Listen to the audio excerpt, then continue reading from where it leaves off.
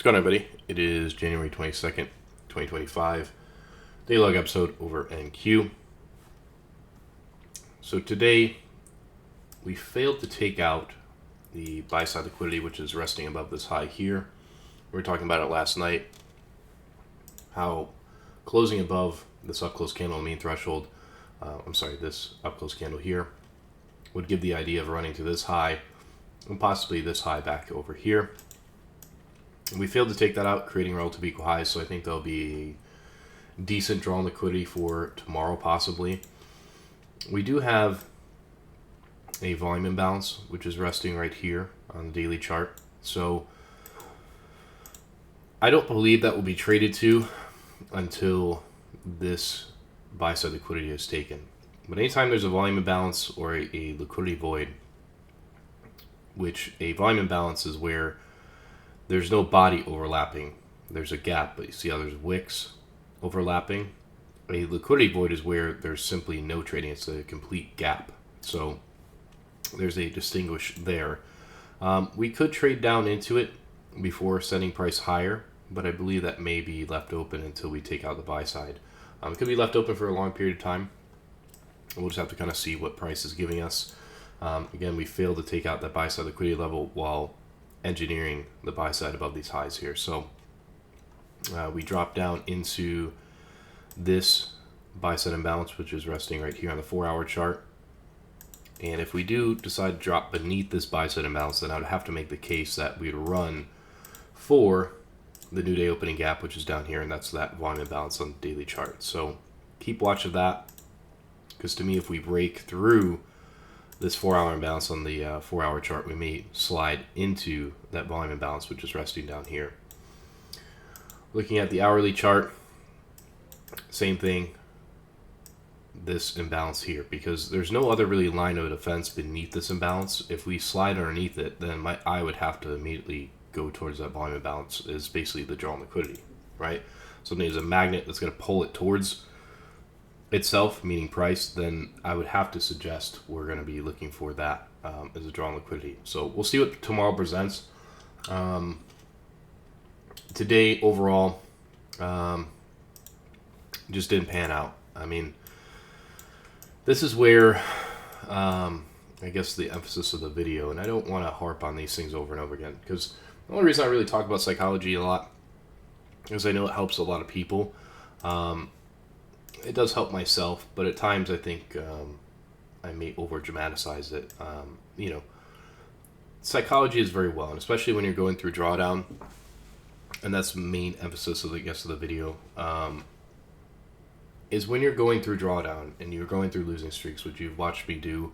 I mean, last week was a little okay week. I was still negative. And so far this week, I've taken about 4 trades, 2 trades yesterday, then 2 trades today. It's not a large amount of handles for stop loss, but what that will do for you is weigh on your mental capital. It's the reason why I don't suggest trading a lot during the day, at least having 2 to 3 trades at your maximum, because each of those trades will ding at your mental capital in terms of confidence. And really what you'll swing into during these moments is a lot of underconfidence, a lot of doubt, a lot of fear, and that will in turn kind of turn its head into tilt, because you're going to want to prove to yourself that you can still do this, that the concepts or the strategy or yourself can still read the market correctly. And what happens is you end up just unraveling a whole nest egg of things that you didn't even want to do in the first place, because if you're following your strategy and you're doing things you're supposed to be doing without the emotions, eventually these things will play out. Again, there's just times where I've been through these times, plenty of times, where it's unfortunate that, the first couple of weeks I'm live streaming on YouTube, that I'm kind of not performing the absolute best, and I don't think the market's performing to my personality or strategy to the best either.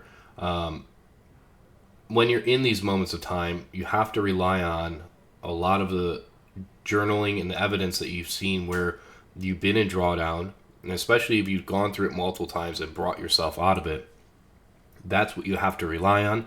You also have to look at your win streaks, the things that you've done well, and rely on that, which is why we journal, because we want to be looking at the things that we've done well and kind of give us self reassurance that, okay, I can execute well, I can read the market well, the model still works, everything's fine, but at times you have to be looking at, okay, well, if I'm not executing properly or if I'm doing something incorrect, then I have to look at it from that technical point.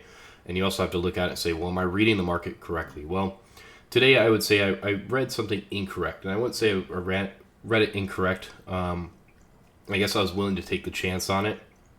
I took a short here, I'll show on the 1 minute chart, off a breaker and inefficiency. Was it a bad model? No. But the framework was overall, we were extremely bullish today. The other side of it was, the reason I was taking it is, well, I could potentially see a deeper retracement. It was a lower probability setup, so it was kind of a lack of discipline paired with kind of boredom, where I waited the whole session, I saw something happen during the macro, the first decent looking model, I decided to execute on it.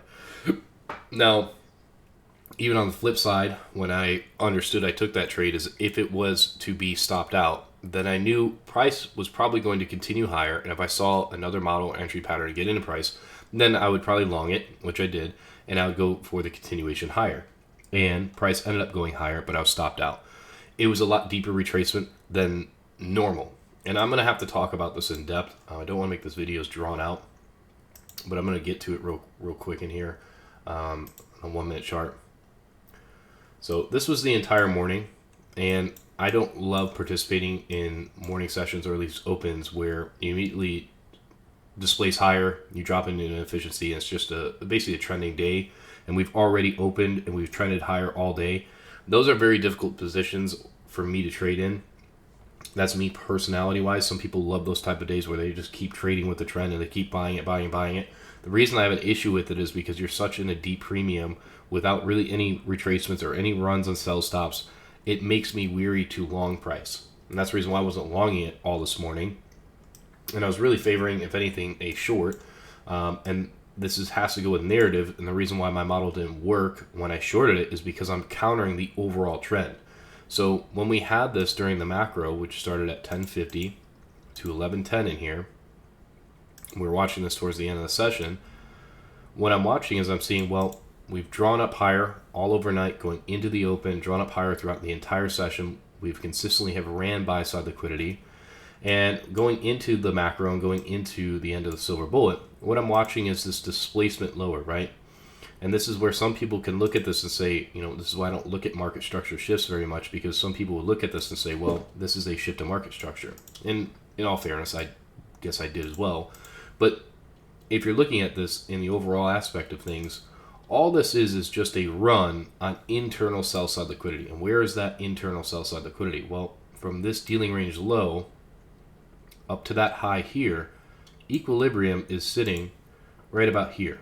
Now, again, it doesn't have to reach into that dealing range discount necessarily, but it's running internal sell side because that's your external low and external high. It's running internal sell side liquidity before a continuation higher. And what is it dropping into? Well, inside of this wick here, if you split wicks, and especially long wicks that kind of stick out like a sore thumb, or wicks that are inside of discounts or premium within its dealing range, price is dropping down into, if you turn on the 25% level, it's dropping down into the 25% level and almost reaches 50% of that wick. If you go down to a seconds chart, I bet you there's some type of PD array, whether that's an inefficiency in an order block, something's within that. You just can't see it on a 1 minute, but that's why wicks will act as gaps, as ICT would say. So inside of that, before this all panned out, the framework was looking at this as saying, well, this could be a bearish breaker here, right? This is your bearish breaker here. And within that bearish breaker, you have your two sell side inefficiencies. Is this a perfectly sound model, right? This is why I don't place emphasis on models, because models without context or fitting within the framework or narrative of things, it just doesn't work because it's going to completely disregard it. This is a completely sound model that I would use. Let's say price was actually, the framework or the narrative was really bearish this day, and this model printed and price did what it did in here, and I entered like I did, it would have worked out perfectly because that's a very sound model. It's beautiful. And it's one of those instances where the flip side, the other side or instance of price, is all it's doing is taking out internal sell side liquidity, displacing higher, and in here, this is what I've been running into with this month, and it's certain market conditions that I can maybe make adjustments, but it's a lot deeper retracements than I'm normally used to, in very low resistance liquidity run signature type of environments. All that's going to happen when I entered in on this buy side imbalance here, right? Because I was in the complete understanding of what happened here, and I understood why I got stopped out, and I was understanding that price was probably going to continue higher the rest of the day, right? I was understanding that. That's the reason why I said I'm going to enter in if there's an inefficiency printed here. Why am I entering in here? Because if we've already displaced higher in here, then this first inefficiency that's presented should be respected, and it should send price higher. Now, on this drop lower here, that is permissible. Is it necessarily normal from my experience and what I've seen in ICT? No. And is there a way to predict when price is going to do that? No. Why did it do that? Well, that inefficiency here is not inside of a discount. So from this dealing range low up to that high there, equilibrium sitting right here. So based off of my experience and rules, most of the time in low resistance, price will simply IOFED it, meaning institutional order flow, that inefficiency, and it will send price higher into that buy side liquidity, and my stop loss will go beneath the third candle that creates that inefficiency. That's why my stop loss was there. Now, there's going to be other instances where price drops into this discount, and what was it reacting off of? Well, you have an inversion fair value gap that's resting in here, which is inside of what? The discount that I just mentioned. So it dropped inside of that discount, and those two down close candles where the inversions are, all of these are your bullish order block here. So the adjustment that I could make is placing my stop loss to underneath this dealing range low in here. But the thing I would counter it with is I'm opening myself up to a lot more risk, right? I'm opening myself up to a lot more risk, and the most logical in the moment of time high that I can frame is this high right here, because we could simply take that high out and price have a deeper retracement. It could dump off. That's the most logical high. Did I understand that today could continuously keep pressing higher? Yes, I had way higher targets than what we had in here, but I'm saying from a logical standpoint, that's what I can make the case for, best case scenario. So it's one of those instances, again, where you're placed in a situation of, well, I am either going to follow my rule set and be consistent with it, or I can try to figure out when to place my stop loss underneath a low like here and be anticipating a discount. But what I've experienced through time is there's no way to anticipate, from what I've seen, is when price is going to drop into a discount versus when it's going to not do that, and just respect the first presented FEG, not presented, but the nearest, freshest new inefficiency in order flow, and respect it and send price higher. There's no way to predict that. So that leaves you the situation of saying, well, again, the only thing that's going to help solve that is up to you. Whether you want to open yourself up to more risk and place it beneath the swing low, or whether or not you want to keep your stop tight, because at times you keep your stop exactly underneath the third candle that creates the inefficiency. If you're entering off of fair value gaps, price will take it out there, and maybe it fails and it drops all the way down to that swing low, takes out the swing low, and keeps going. Well, again, on the flip side, I'm saving myself 17, 18 handles of risk, instead of opening myself up to more risk, because a lot of the times this is a very rare instance of this happening. And again, there's nothing, if I could figure out, there's a few things within ICT I wish you could disclose. Some people are going to be like, well, this is, trust me, I know everything about ICT. There's nothing that's going to tell you when price is going to do a discount return, or whether it's not going to just simply respect this inefficiency and send it higher. So please keep it to yourself. But from there, again, price drops lower, and I guarantee you there's some people that may have saw this inefficiency, this sell side imbalance, as a shorting opportunity. Again, the overall order flow and narrative is bullish, so you have to submit to that. And we've already proven that we don't want to respect bearish order flow, because we should have respected this bearish breaker and these inefficiencies. There's no reason to climb above the bearish breaker, and even though at that moment in time we didn't invert this sell side imbalance, it doesn't matter. We should not. The bearish breaker, or any breaker, is a very strong PD array. If you climb above that or snap above it, whatever it may be, that's completely invalidated. That idea that order flow is invalidated. So from there, I think there's a couple of, if I wanted to re-enter into price climbed above the sell side imbalance, treated this as an inversion, and then again treated as an inversion. Same thing here, and we sent it higher, and price just kept climbing. So overall, I think even in here, there's some decent PM session shorting opportunities and things like that. We ended up running back underneath the sell side in here, and then we ran all the way back to the first presented FEG from this morning. So we ran it right into that, and we've been utilizing it all day. Well, at least today.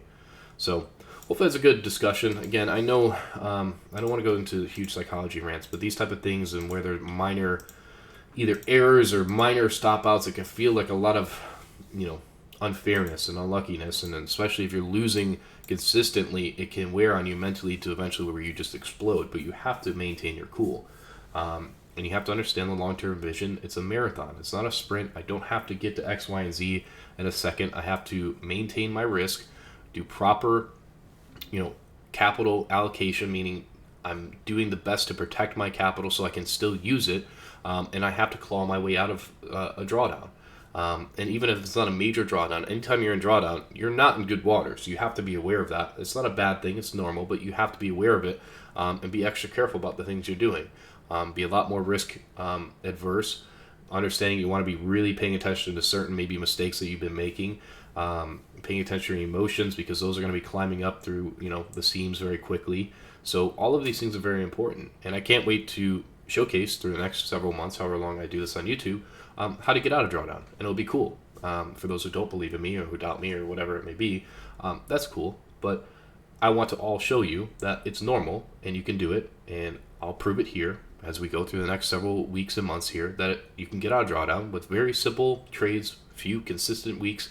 You'll be up over the hump, back in consistent probability, everything will be just fine.